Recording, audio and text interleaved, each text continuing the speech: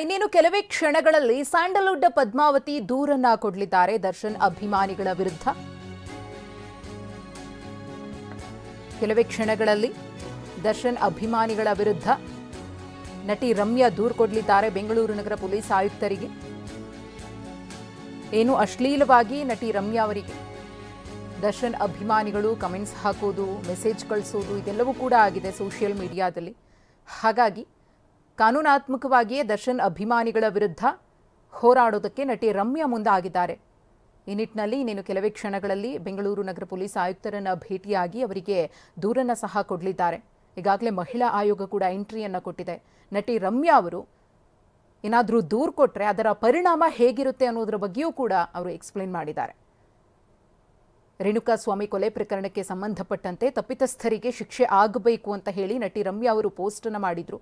Supreme court ಆ ತೀರ್ಪನ್ನು ಕೊಡುತ್ತೆ ಅನ್ನೋ ಆಶ್ವಾಸನೆಯನ್ನ ಕೂಡ ವ್ಯಕ್ತಪಡಿಸಿದ್ರು. ಅದರ ಬೆನ್ನಲ್ಲೇ ನಟಿ ರಮ್ಯಾ ವಿರುದ್ಧ ದರ್ಶನ್ ಅಭಿಮಾನಿಗಳು ಮುಗಿಬಿದ್ದಿದ್ರು.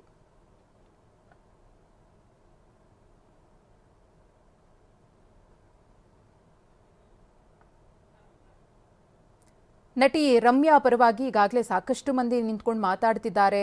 ರಮ್ಯಾ ಅವರು ನ್ಯಾಯದ ಪರವಾಗಿ ಮಾತನಾಡ್ತಿದ್ದಾರೆ. ಅದರಲ್ಲಿ ಏನು ತಪ್ಪು, ಅವರ ಬಗ್ಗೆ ಯಾಕೆ ಈ ರೀತಿ ಪೋಸ್ಟ್ ಮಾಡ್ತಾರೆ ಅಂತ ಪ್ರಶ್ನಿಸ್ತಿದ್ದಾರೆ.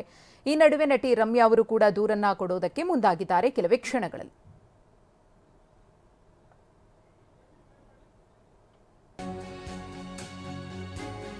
ನಟಿ ರಮ್ಯಾ ಪರ ನಿಂತ ನಟ ಅಹಿಂಸಾ ಚೇತನ್ ಪೋಸ್ಟ್ ಮಾಡಿದವರ ವಿರುದ್ಧ ಕ್ರಮಕ್ಕೆ ಆಗ್ರಹಿಸಿದ್ದಾರೆ. ಚೇತನ್ ಗೃಹ ಸಚಿವರಿಗೆ ಪತ್ರ ಬರೆದು ಕ್ರಮಕ್ಕೆ ಆಗ್ರಹ.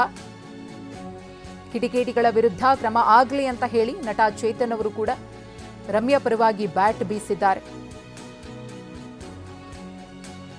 ನಟಿ ರಮ್ಯಾ ವಿರುದ್ಧ ಯಾರೆಲ್ಲ ಪೋಸ್ಟ್ ಮಾಡ್ತಿದ್ದಾರೋ ಅಥವಾ ಅಶ್ಲೀಲವಾಗಿ ಮಾತನಾಡ್ತಿದ್ದಾರೋ ಅಂಥವರ ವಿರುದ್ಧ ಕ್ರಮ ಆಗಲಿ, ಆ ಕಿಡಿಗೇಡಿಗಳಿಗೆ ತಕ್ಕ ಪಾಠವನ್ನ ಕಲಿಸಿ ಅಂತ ಹೇಳಿ ಅಹಿಂಸಾ ಚೇತನ್ ಅವರು ಕೂಡ ಗೃಹ ಸಚಿವರಿಗೆ ಒಂದು ಪತ್ರವನ್ನು ಬರೆದಿದ್ದಾರೆ. ಗಮನಿಸ್ತಾ ಇದ್ದೀರಿ.